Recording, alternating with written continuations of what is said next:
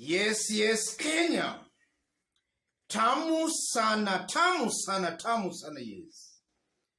There is a very interesting story by nation that I want us to have a look at here, for it's going to form the basis of our analysis and discussion right now. Politics. South Rift dominates PSC's shortlist for principal secretary posts. And then it continues. Serving principal secretaries, technocrats and politicians from the South Rift Valley region are some of the candidates who made it to the list of those shortlisted by the Public Service Commission, PSC, for the position of principal secretaries. And then it continues.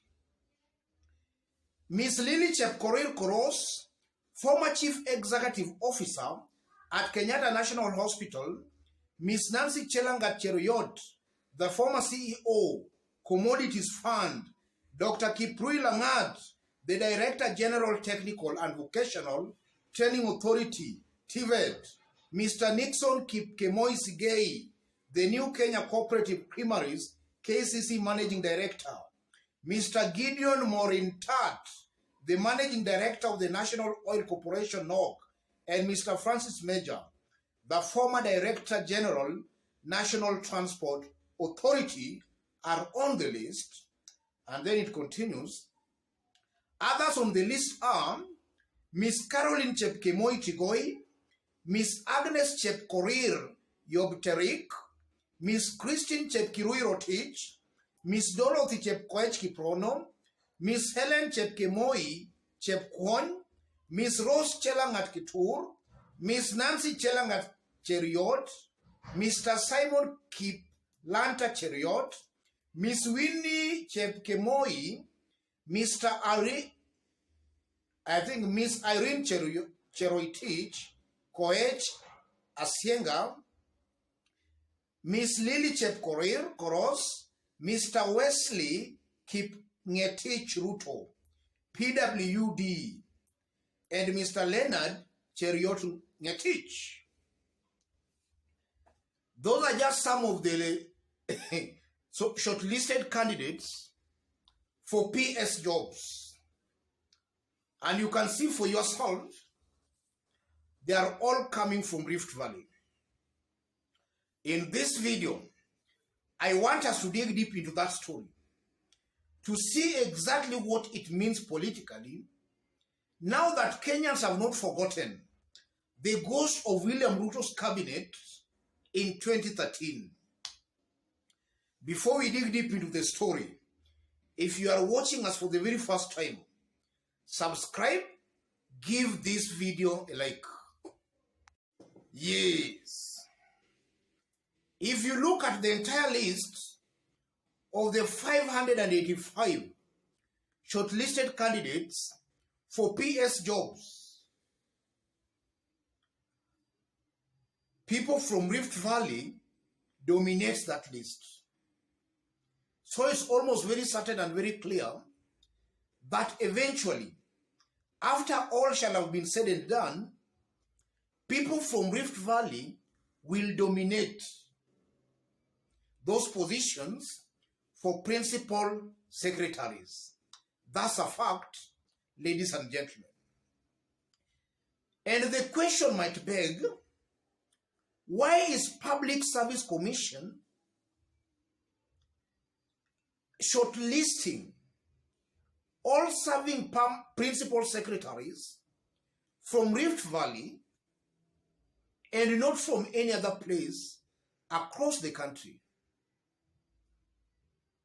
Why are they just shortlisting serving principal secretaries from Rift Valley and not from any other country, or rather not from any other region across the country?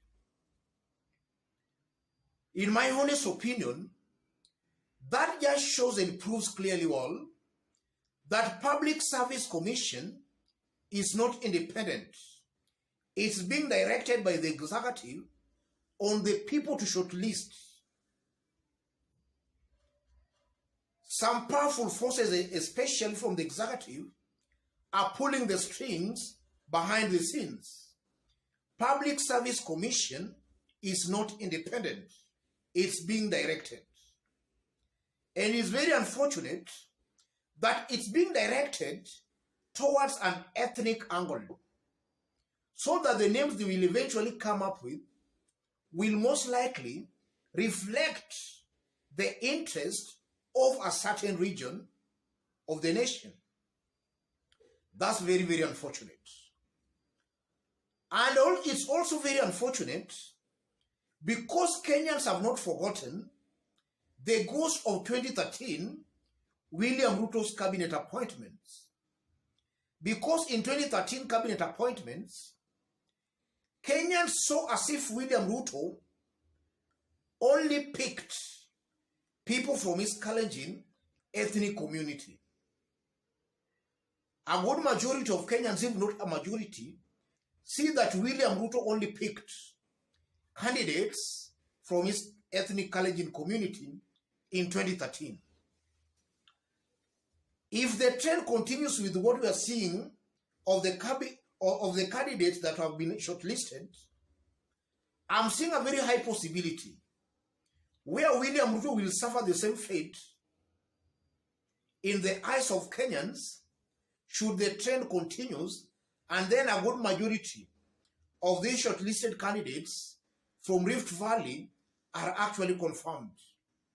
Kenyans will not forgive William Ruto for that. So William Ruto has to be very, very careful to make sure the ghost of 2013 should not follow him in 2022. Because in 2022, William Ruto is now the president, the symbol of national unity. His action, demeanor, and behavior should be seen to be bringing the country together.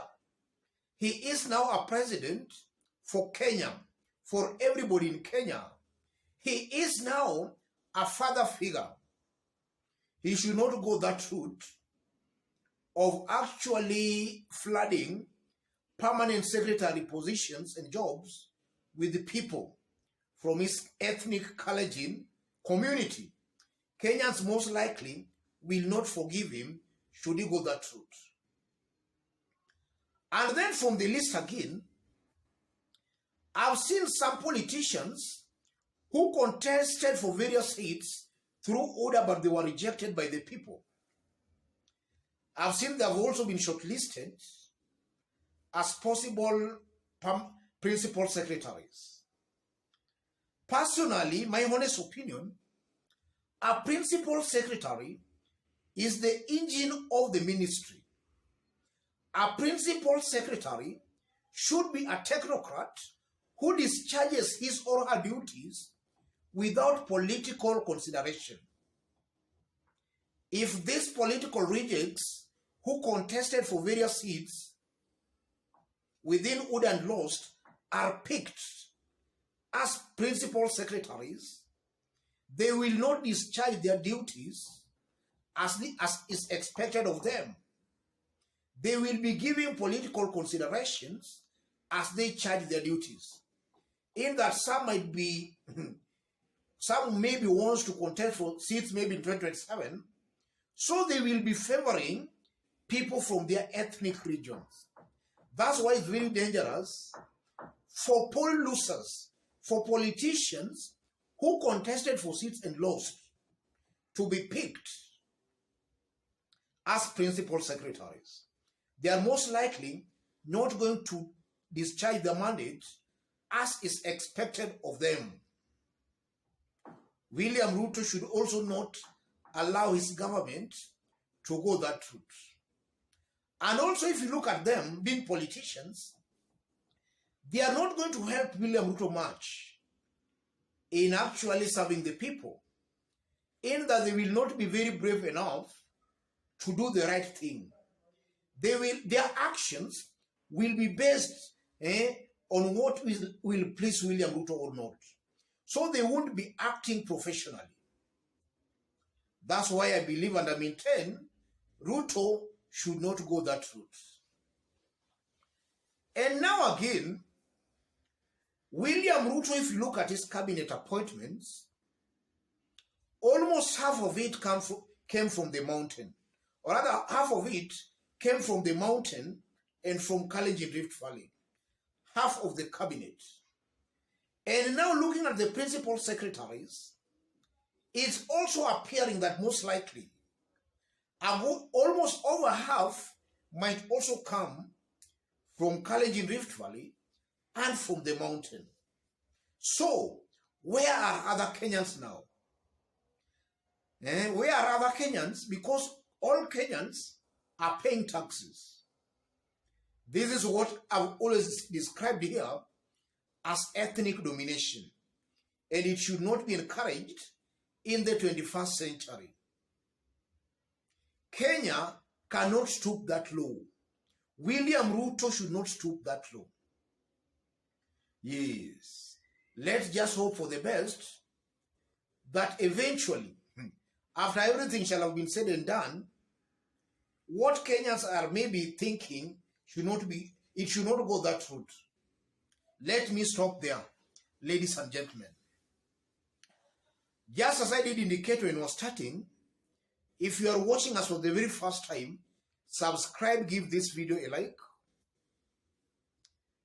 If you want to share information with me or even to support this channel, I've pinned my number on the comment section. Contact me through the number or feel free to send a contribution or support to the number. Let's meet in our next analysis. Thank you. God bless you.